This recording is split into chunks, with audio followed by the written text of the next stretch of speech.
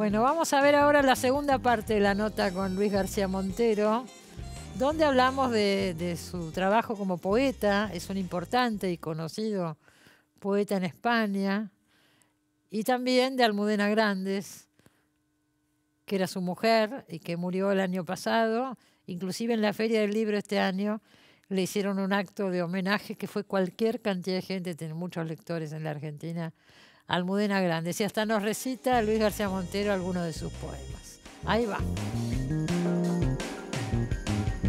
Vos sos poeta, Luis. Quería hablar un poco también de ti, de tu trayectoria. Sos muy conocido en España. ¿Te llamó la atención cuando te convocaron para un puesto como este? Bueno, la verdad es que yo lo agradecí porque para un filólogo, soy catedrático en la Universidad de Granada, y para un poeta, ser director del Instituto Cervantes es una responsabilidad política, pero tiene que ver sobre todo con la vocación de la filología. Y bueno, yo además he tenido un compromiso político desde hace muchos años, desde el final de la dictadura, y cuando recibí la llamada del presidente de gobierno, de Pedro Sánchez, pues me sentí muy honrado. Siempre te llevas una sorpresa, claro está. Te nombró el presidente de gobierno. Ah, Sí, es así. el Instituto Cervantes tiene un director que nombra el Consejo de Ministros a propuesta del Ministerio de Educación, y a mí quien me llamó fue Pedro Sánchez. Es un organismo oficial, eso ya Sí, claro, sí, claro. es un organismo oficial que desde el principio trabaja con independencia. Uno de los valores fundamentales es que se respete la independencia. Y se respeta. Se respeta, porque es la manera de decir, es que si yo quiero organizar un acto en Berlín, pues a lo mejor la Casa de España o la Casa de la Cultura de España pues se identifica con España y con la política española. El trabajo del Instituto Cervantes es intentar que sea realmente la casa de todos los hablantes de español, y por eso nuestro trabajo tiene mucho de colaboración con las distintas embajadas latinoamericanas por Asia, por Europa, por el África subsahariana. Sos de Granada, ¿no es cierto? Ahí es, de la tierra de Federico García Lorca. Lorca. Nada menos. Sí, te inspiró para ser poeta Federico García Lorca también. Yo siempre digo que en Granada había la costumbre de las familias de clase media tener una habitación cerrada para las visitas. Yo soy el mayor de 6 hermanos. Lo rompíamos todo, y mis padres tenían ese salón de las visitas para cuando llegaba mi abuela o algún matrimonio amigo, pues que no estuvieran rotas las sillas o que estuviera todo en orden. Y allí había una pequeña biblioteca, y cuando, violando las normas, entré en esa pequeña biblioteca, en el salón de las visitas, me encontré con un libro de la editorial Aguilar, que era la obra completa de Federico García Lorca, que además, si recuerdas, los libros de la editorial Aguilar están envueltos en piel, en papel Biblia, y de pronto estaba en un sitio vedado y con un libro casi sagrado, y la verdad es que me impactó mucho Federico García Lorca. Poco después leí el libro de Gibson sobre la guerra civil y la represión en Granada. El asesinato de Federico García Lorca había ocurrido unos años antes de que yo naciera, y me di cuenta que vivía en una ciudad llena de silencios, donde uno pasaba por sitios cargados de secretos y que no se sabía qué es lo que había ocurrido en la realidad, ¿no? Y desde entonces, pues mi dedicación a la poesía fue también mi dedicación a buscar lo que había sido silenciado en mi propia ciudad, y a buscar todo aquello que hay debajo de las palabras. Y ahí viene también el compromiso político. Pues sí, yo entré en la Universidad de Granada en un momento en el que la lucha contra el franquismo era fundamental, porque no solo se trataba de votar cada 4 años, se trataba de vivir con libertad, de pensar de otra manera al margen de la dictadura clerical, pues las relaciones entre un hombre o una mujer, la sexualidad de cada uno, el pensamiento de cada uno, las lecturas de cada uno, y dedicarte a la cultura era buscar formas de libertad que habían estado laminadas por la dictadura. La primera vez que yo vine a Argentina fue en el año 84. Buen momento. Acababa de caer fue un gran momento. La dictadura. Fue. Bueno, pues esa necesidad de libertad que se respiraba aquí es muy parecida a la necesidad de libertad que se respiraba en España cuando Franco estaba a punto de morir y cuando estábamos luchando por la transición. Y de ahí viene mi compromiso político. Sí. Claro, y tenés libros de ensayo también, ¿no es Sí. cierto? El optimismo melancólico, pero ese no es de ensayo, ¿no es cierto? No, ese es el una título antología de de poemas. una antología de poemas. A mí me preocupa dentro de la cultura posmoderna esa idea de desconfiar de todo, de poner en duda cualquier verdad, cualquier institución, porque dudar sobre la verdad es importante, sobre todo cuando se escribe con mayúsculas como un dogma, ¿no? Pero creer que no hay nada con lo que comprometerse es peligroso, porque hay algunas verdades hechas por los seres humanos que nacen de un pacto, de un contrato social y que merece la pena defender, porque son nuestros valores, porque si no caemos en pensar que la libertad es la ley del más fuerte y que nada tiene solución, nada es importante, todo da igual, si te vino me acuerdo, ¿no? Y en ese sentido yo reivindico pues el optimismo del ser humano que se cree con derecho a firmar un contrato social que haga más justa la vida, pero como no soy ingenuo, pues tomo conciencia de los fracasos, de las dificultades, de los naufragios, y por eso no me gusta decir que soy melancólico como si el presente no tuviera futuro, y no me gusta decir que soy optimismo, porque optimismo solo puede ser ingenuo, y me gusta mezclar las cosas. Tú sabes, uno de los libros de poemas con el que he tenido más suerte se llama Habitaciones separadas. Lo escribí en un momento de reflexión sobre la crisis porque yo había echado a los sueños de mi casa. Pero de pronto me di cuenta que me estaba convirtiendo en un cínico. No me comprometía con nada, encontraba mil razones para despreciar cualquier protesta, cualquier propuesta, cualquier impulso.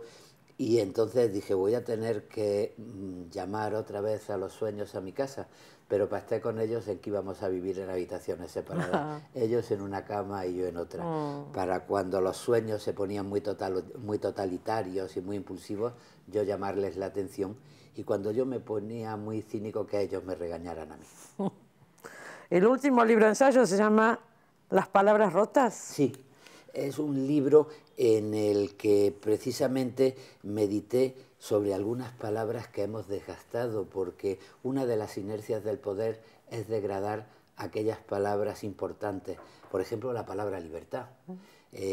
O la palabra libertad, que yo creo que está en la clave de una democracia, puede ser entendida como el marco de convivencia que nos permite hacer uso de la propia conciencia, o como un derecho aislado, sin convivencia, sin marcos, separándola de la igualdad y la fraternidad, y entonces se convierte en la ley del más fuerte, ¿no? En Europa y en América, por desgracia, cada vez se entiende más la libertad como las manos libres de las élites para sacar los beneficios que más puedan sin responsabilizarse de lo que significa la vida en común, es decir, la igualdad y la fraternidad. Y bueno, la palabra bondad también. Antonio Machado llegó a escribir soy en el buen sentido de la palabra bueno, porque se había llegado a deteriorar tanto la palabra bueno que se identificaba con tonto. ¿Sí? Este es un bueno, que es un tonto. Y él dijo soy en el buen sentido de la palabra bueno porque creo que hay que defender reivindicación de la bondad. De la bondad y del amor. Entonces, en ese libro, mezclado con mis poemas, reivindiqué algunas palabras como justicia, como libertad, que me parecen importantes. Nosotros siempre cuando invitamos a un poeta le pedimos que recite algunos versos. ¿Te animás a recitar alguno? Como ahora voy de director del Instituto Cervantes, casi nunca tomo, iba a decir cojo, casi nunca tomo Estamos en la Argentina. Estamos en la Argentina. Recuerdo la primera vez que vine, alguna situación divertida. Casi nunca llevo un libro de poemas, pero me sé uno de memoria. Entonces, pero maravilloso. Si me permitas que lo diga de memoria. Con todo Es un gusto. poema de Completamente Viernes, un libro de amor que se titula Resumen y que es una mezcla de mi amor que se convirtió en poética. Veamos. Si alguna vez la vida te maltrata, acuérdate de mí, que no puede cansarse de esperar aquel que no se cansa de mirarme. Precioso. Yo sé que ese libro se lo escribiste a Almudena Grandes, tu mujer que murió el año pasado. Es Sí, más, sí. lo pusiste en la tumba, ¿no es cierto? En el entierro. Ese libro lo llevé a la tumba, sí, es un libro dedicado a ella y me pareció importante dejárselo. Ella la enterramos en el cementerio civil, que es el cementerio donde están enterrados los intelectuales, donde están enterrados los presidentes de la República, algunos políticos históricos y la tradición de la institución libre de enseñanza, donde el peso de la cultura fue muy, muy importante. Y yo quise despedirme de ella y dejándole el libro. Pero fíjate que me estoy dando cuenta cuando me has preguntado por el libro, y es que tengo la cabeza a pájaros, que el poema que te he recitado no es de Completamente Viernes, es de otro libro. Ah, la gente lo iba a ir a buscar y no lo iba a encontrar. Mira, ¿de qué libro es? Déjame ese es de Habitaciones Separadas, pero déjame que intente recordar otro poema de Completamente Viernes que se titula Resumen. Sí. Porque el anterior se titula Dedicatoria. Este sí es de Completamente Viernes. Me reencuentro conmigo mismo. No existe libertad que no conozca, ni humillación o miedo a los que no me haya doblegado. Por eso sé de amor. Por eso no medito el cuerpo que te doy. Por eso cuido tanto las cosas que te digo. Qué maravilla. Se habló mucho. Bueno, Almudena Grandes es muy conocida en la Argentina, tiene un gran público. Ella ha venido varias veces. Muchas veces. Incluso ha estado en este programa y acá también se lamentó muchísimo su muerte. Me consta. Vinimos muchas veces juntos, yo la acompañé muchas veces, ella vino conmigo a algunas cosas para el Festival de Poesía y vinimos también con nuestros hijos.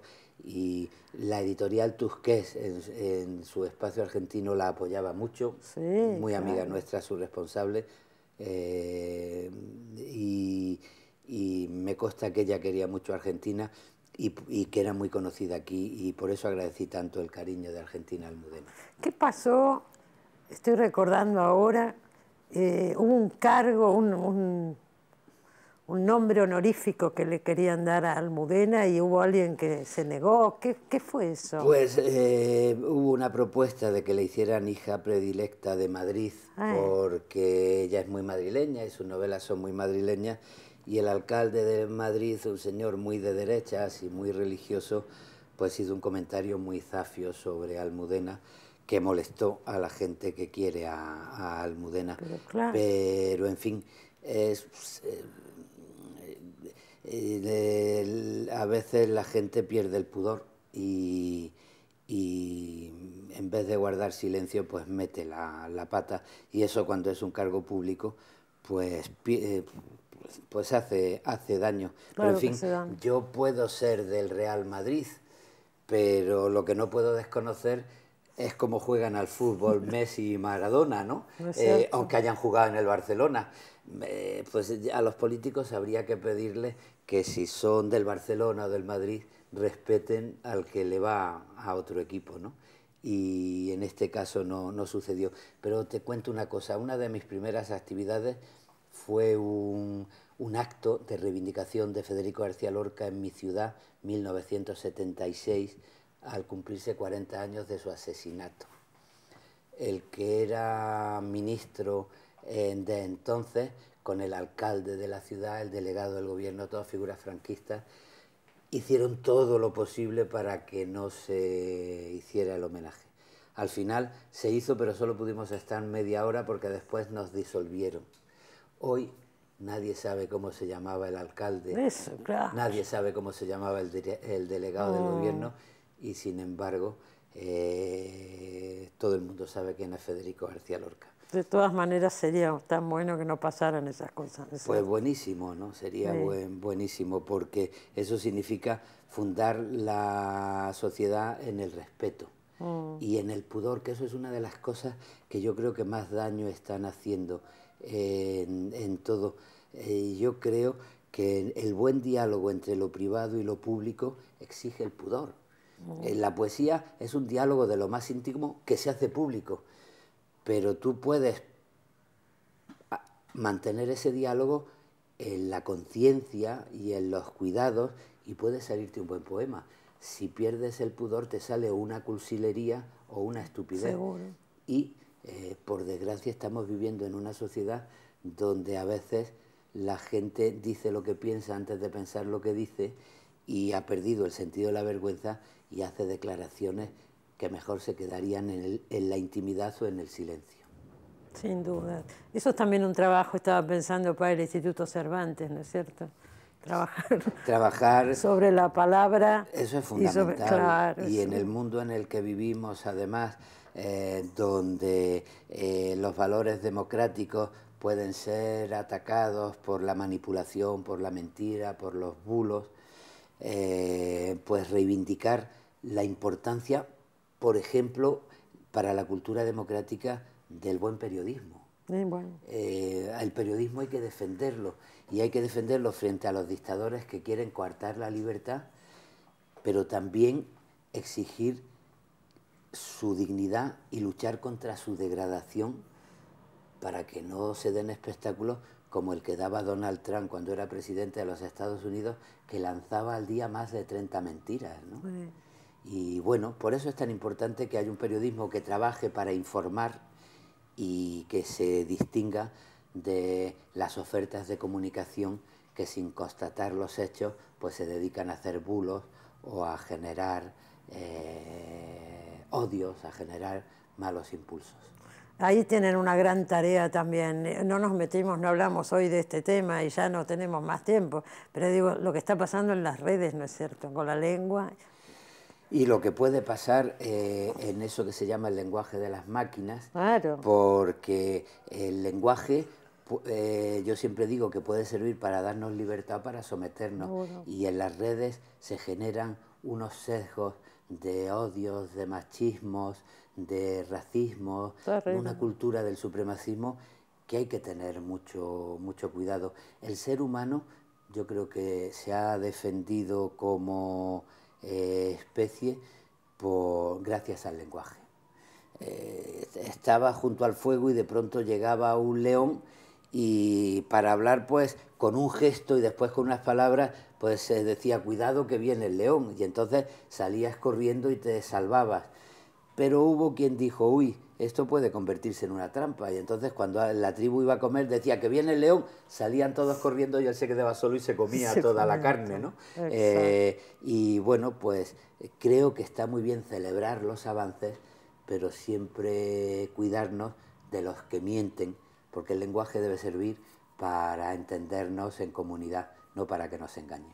Muchísimas gracias, Luis. Gracias por esta nota. No, gracias a ti, y perdona que a veces me falle la cabeza y que te diga que voy a leer un poema y acabo leyendo otro poema. Bueno, pero está bien porque así van a buscar un libro y otro libro, los dos libros. Pero que no se entienda como una campaña de publicidad para vender dos libros en vez de uno. No, creo que no se entendió así. Muy bien. Bueno, interesante la nota con Luis García Montero, que ya se fue, por supuesto, ya volvió a España. Vamos a ir al corte ahora, pero nos vamos a ir recordando, ya que hablamos tanto de Almudena Grandes, con un pedacito de una entrevista que le hicimos hace unos años, no muchos años, antes de la pandemia, a Almudena Grandes acá en Los Siete Locos. Con eso nos vamos al corte, ya volvemos.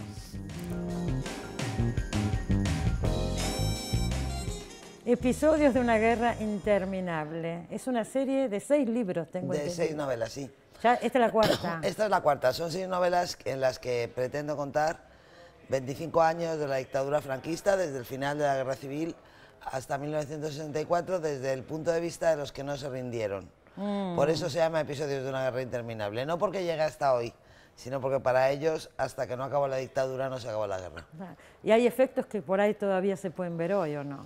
Eso marca, ¿no es cierto? Sí, claro, fíjate, 40 años de dictadura, aquí sabéis, porque tuvisteis una terrible más corta. Mucho más corta. 40 años lo de que serán dictadura 40 años. modelan las conciencias y modelan el pensamiento de los habitantes de un país entero.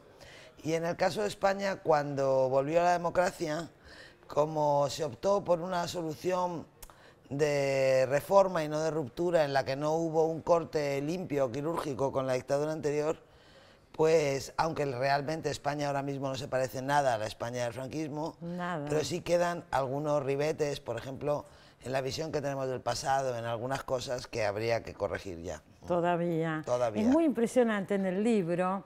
Hay una parte que transcurre inmediatamente después de que gana Franco, Sí. en Madrid. Sí. El miedo de la gente, caminaban mirando hacia el piso. Claro. Está muy contado ahí, ¿no? Claro, claro, sí, porque esta es una novela de supervivientes, en realidad Bueno, el protagonista es un se queda superviviente, claro. y está en esa condición. Yo siempre he dicho que mis personajes favoritos son los supervivientes. A mí me parece que no hay ninguna hazaña más digna ni más admirable que sobrevivir.